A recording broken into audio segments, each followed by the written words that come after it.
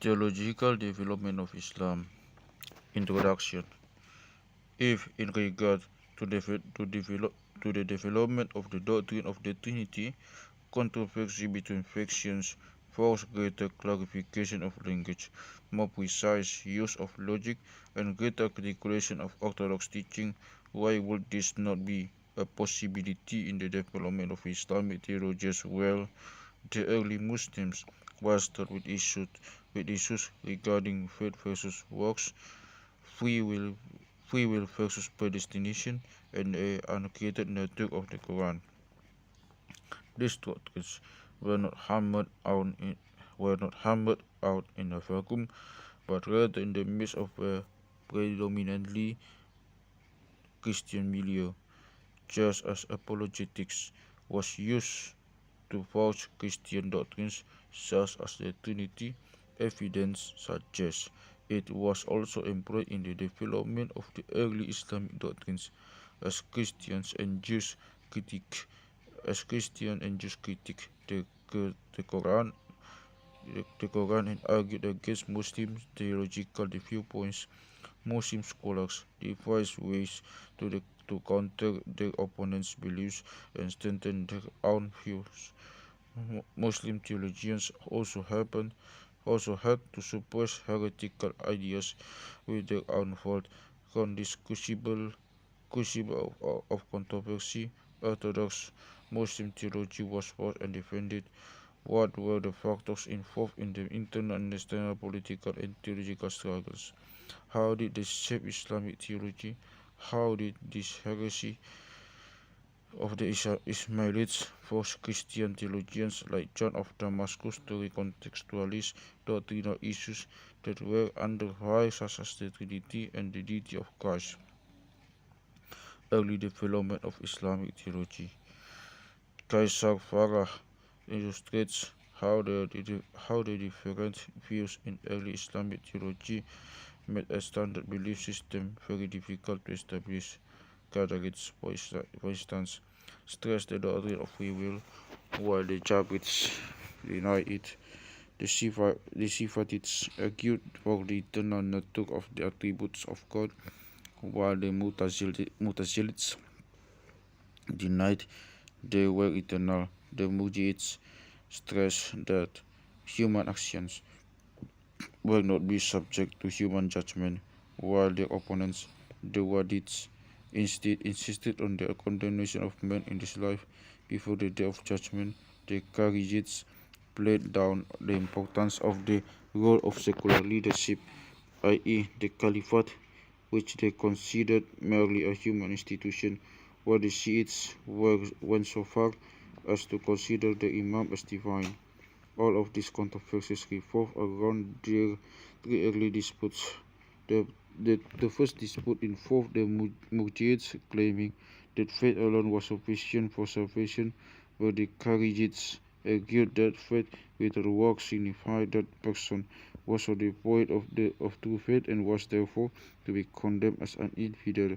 The second dispute focused on the question of whether man had free will before God, of whether his whole life was predestinated. The Qadarites and later the Mutazils held fast against the traditionalists and the Jabrites for almost 200 years, even though popular sentiment remained with the traditionalists, whose position won out in the end. The third major dispute involved the controversy over whether the Quran, as the word of God, was uncreated, since it involved God's speech, of whether it was created, since an uncreated entity outside of God would imply of the unity of God could not be maintained. In the end, the Ash'arites won popular favor by formulating a compromise position, only to later reject the very pathway of reason that brought about the compromise, and again everything was subordinated against the rigors of a revelation that could not be questioned. Disputation 1. Faith versus works. The earliest theological issues facing Islam took place in the late 7th century and dealt with the relationship of faith to works. The Kharijites equates faith with works. They insisted that in regard to the relationship between faith and works, there could be no compromise, no middle ground. A Muslim was either rigorously observant, a true believer, or not a Muslim at all. True believers were those who did the right things, and unbelievers were those who did not, and those who compromised. This view came to a head during the time of Uthman, Muawiyah, and Ali, who compromised their beliefs according to Kharijites, and therefore no longer beliefs and had to be resisted. During the Battle of Siffin in 657, Muawiyah, a relative of Uthman, called for arbitration with Ali's forces. This was mainly employed as a delaying tactic, but Ali's acceptance was seen as weakness, and his forces split into loyalists and mutineers, who became known as the Kharijites or Secessionists. The Kharijites believed the Uthman had acted wrongly because of his nepotism. The Muawiyah had sinned by rebelling against the rightful successor of Uthman, and that Ali had committed a grave sin, Kabira, by accepting the arbitration. Therefore, the Kharijites no longer supported Ali as Caliph. In the developing theology, they argued that a man who had committed a grave sin called into question his very status as a true Muslim. The strictness, the strictness of the observance of this belief was such: if the Caliph himself committed a grave sin or departed from the true path, then even he should be deposed or killed. One Kharijite follower carried out the injunction of assassinating Ali in 661, paving the way for the Umayyad takeover to Muawiyah. This rigid denomination of orthodoxy soon equated true belief in Islam with absolute obedience, and entrance into paradise became dependent on actions rather than faith.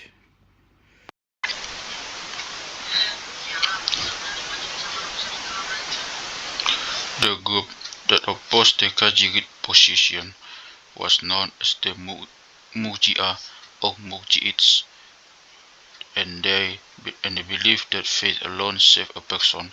The name refers to those who defer, and it was given to them because they deferred final judgment to God, who was the only one who could ultimately decide who would be saved on the last day. The emphasis that right belief was entirely a matter of inner assent rather than external performance of practice, and consisted of knowing, loving, and submitting to God. Thus, a true believer would be able to enter paradise based on his faith in God rather than on whether he was obedient to the end. On the other hand, the Khazarites said that if a sinner died unrepentant, then he would not be able to escape hell, even if he believed in God and the Prophet. Or, of course, the Khazarites would say that this person could not be a believer in the true sense, because otherwise he would not remain unrepentant. Abu Hanifa, one of the Murji'ites, developed a middle way where he said that faith was with the tongue and heart and works needed to follow faith. Due to extremism of the Kharijites, the majority of the ulama were down to the more moderate position of the Murji'ites, and even the rulers were positively inclined toward the theology of the Murji'ites, since those theologians refused to condemn sinners and left the final judgment up to God. This theological openness also fit in well with a socio-political debate taking place at the time, which involved whether man had the free will to act towards securing his salvation, or whether all his thoughts and actions were already predestined by God. This spirit of inquiry began to develop into what Fakhri has called the first articulate theological movement in Islam. This put it into predestination versus free will. At the end of the 7th century, a very important theological question was being asked in regard to the rule of the Umayyads, which had a definite political overtone, and this was whether the Umayyad leaders were predestined by God and to rule. By God to rule. The Qadarists were at the forefront of this discussion, and though their ideas were generally accepted at first, then began to cast quite a political stir.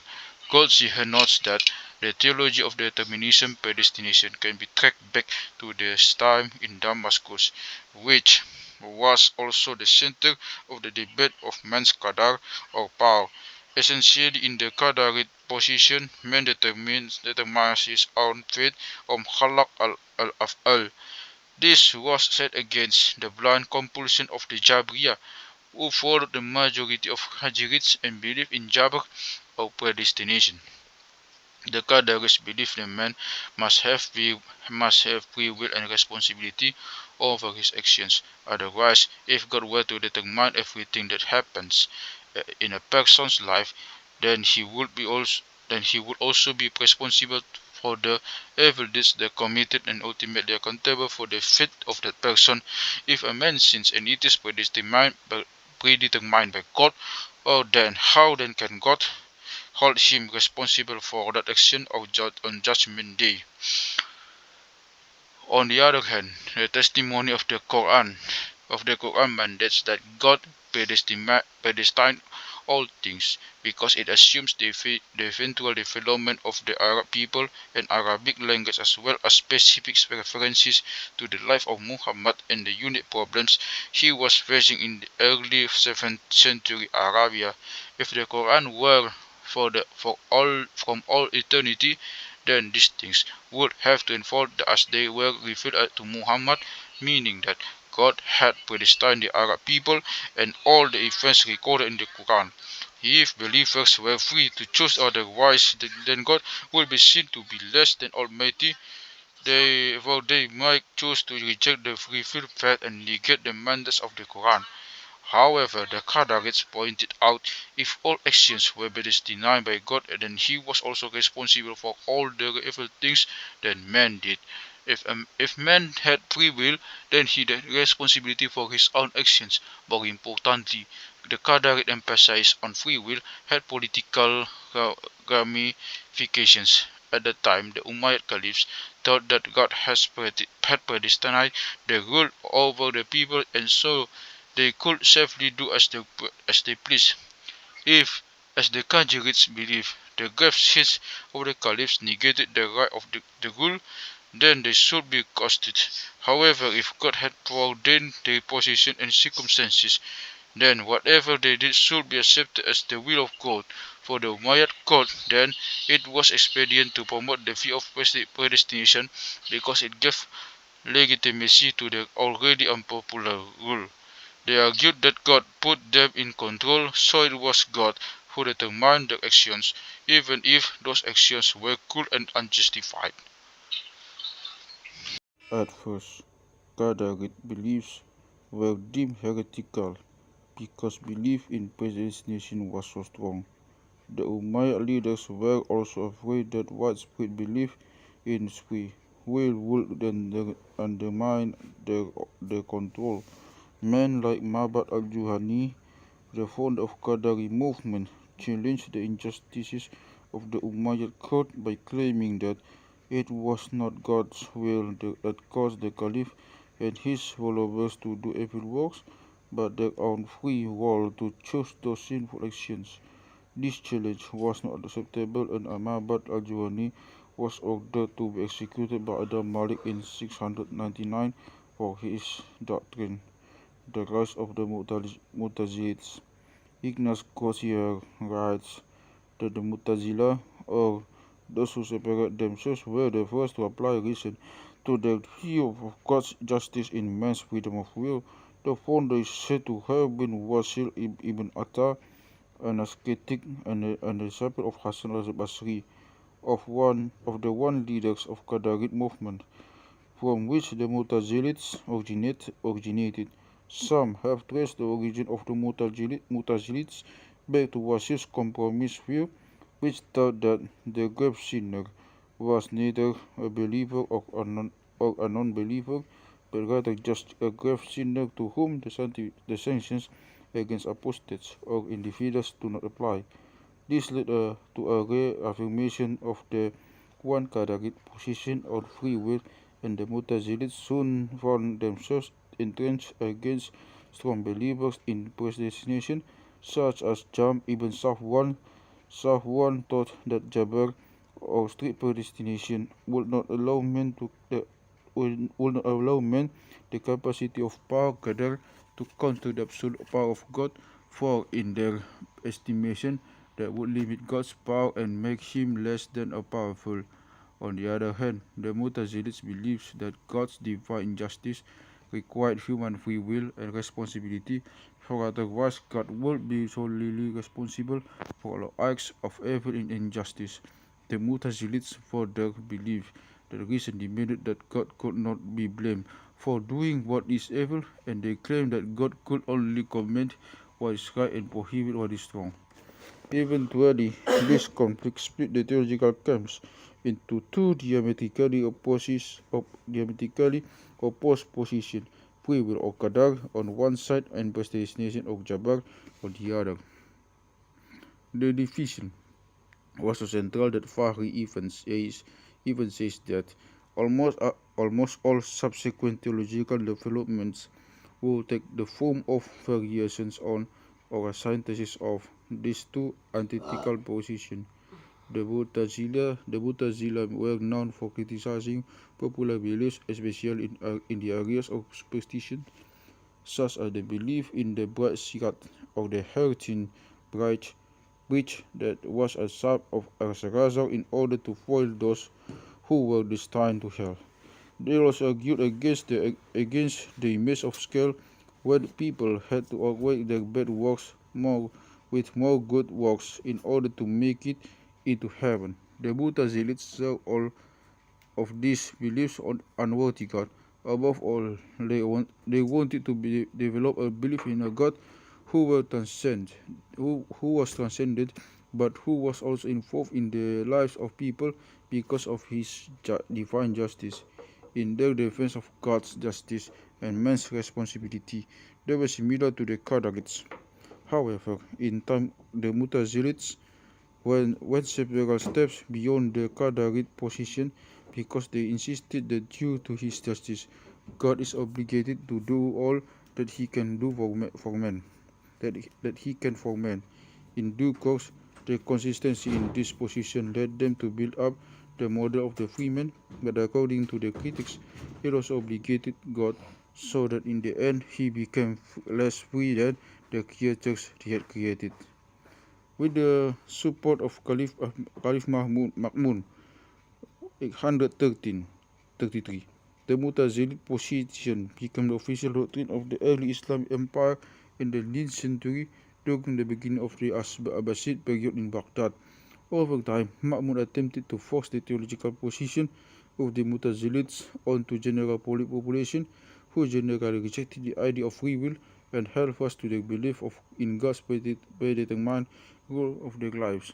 Even the scholars who opposed the Mutazilite doctrine were forced out of their positions, tortured, or even executed in what was known as a type of inquisition procedure called Mihna. This lasted for about 2 decades, and then the persecution was relaxed, and other schools of Kalam, which placed more reliance on revealed knowledge than on human reason, came forward, and soon the Mutazilite position was sidelined.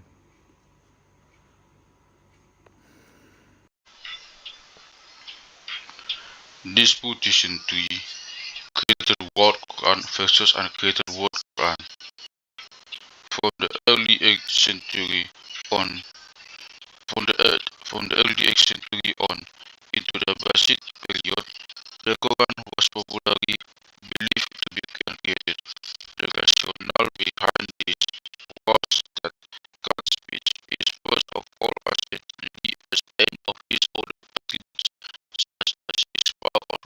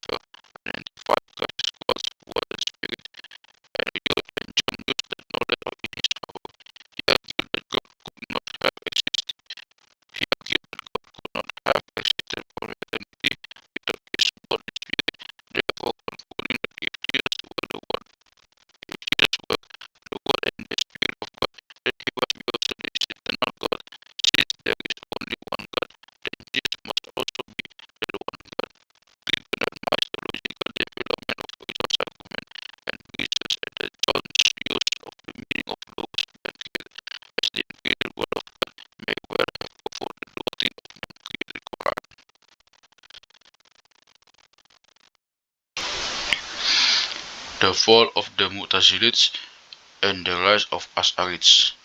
In the 9th century, under the Caliphate al-Ma'mun, the Mu'tazilites finally gained reprieve and official support. Over time, however, the Mu'tazilites pushed the rational consistency too far and sparked a violent theological battle by devising an explanation that the revelation given to a prophet was not the actual voice of God but rather as a speech created by God that corresponded to the word and the will of God. Even the Inquisition under the Caliph al-Ma'mun could not suppress the rejection of this Mu'tazilite view, and the reaction of the people brought a strong reversal to this position. Proponents of the uncreated Quran began advocating that not only was the revelation given to Muhammad the uncreated word of God, but that also the written word between the covers of a book and even the recited words of the Quran by Muslims in their daily prayers was to be regarded as God's speech and therefore eternal. Taken to an extreme, the very Quran would be worshipped as another God, which of course would be heretical. Thus, in the end, it seemed that the most reasonable position was dismissed and replaced by one that rejected person, and those some scholars would continue exposing the Mu'tazilite doctrine. It became marginalized and lost its appeal. This view that eventually asserted itself was the Ash'arite school of theology founded by Abu al-Hasan Ali al-Ash'ari, the 935, who rose up of the Mu'tazilite camp. He emphasized that human reason was not enough to determine the role of God in man's affairs and taught that God's power and will transcended man's categories and therefore his nature could not be understood. However, he did not give up fully on the ability of man to use reason. Instead, al-Ash'ari undertook a synthesis of contending positions. He took a middle ground between the extremes of Ibn Hanbal's literalism and the Mutazilite's logical rationalism. He affirmed God's role in creation as transcendent and reasserted the doctrines of God's omnipotence as well as the uncreatedness of the Quran, but he balanced this with the belief that God also decreed the people will be accountable for their own actions. The key idea that won over the masses was that while he promoted the use of reason and logic, he still held that they were subordinate to revelation. This middle view became quite popular by the 11th century, had attracted many followers, and became one of the predominant views for Muslims of that time, and later for the dominant school of Sunni theology. In time, the Ash'arites proposed a middle way which would preserve a belief in an uncreated Quran but would also alleviate the problems mitigated by a belief that every utterance of the Quran was an eternal utterance of God. Al-Ash'ari advanced the idea that God's speech is eternal but only in a spiritual sense and as one of the attributes of God. When God's revelation came down upon the prophets, they received a representation of this speech, not the utterance of God itself. In the end, however, al-Ash'ari rejected his earlier Mu'tazilite views and remained close to the traditionalist view and maintained that even the written copies of the Quran as well as the recited verses were all copies of the eternal Quran was preserved on a tablet in heaven, and they were all identical with heavenly original. What is true of the original is true of those petty and temporal manifestations that ostensibly come into being through a human agency.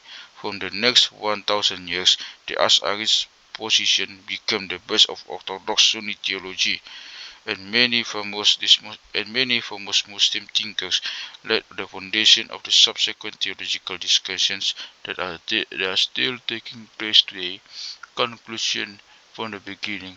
Islam had a deep distrust of anything having to do with reason, and in the end any theology or philosophy that raised reason above the Quran was rejected. Therefore, while some of the early Muslim theologians were prepared to apply the features of philosophy to the realm of religion to the means of reason, as time passed more Muslim thinkers turned away from the fruits of reason and held fast to the rigors of revelation.